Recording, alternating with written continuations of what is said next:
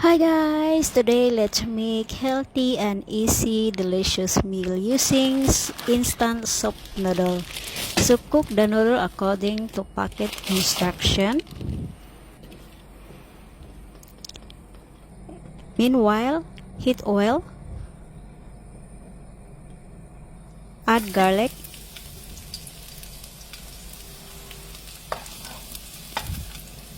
onion, and cook shredded chicken.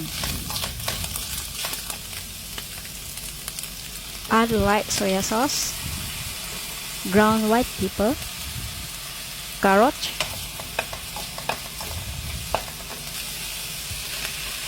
add cabbage, add a little bit of soup powder base. Once the noodles is cooked, drain and add into the stir-fried ingredients. Mix well. You can adjust the taste by adding additional of the soup powder base.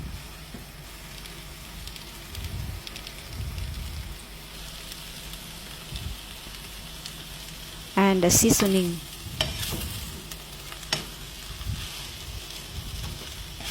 Okay guys, our stir-fried noodles is ready to serve.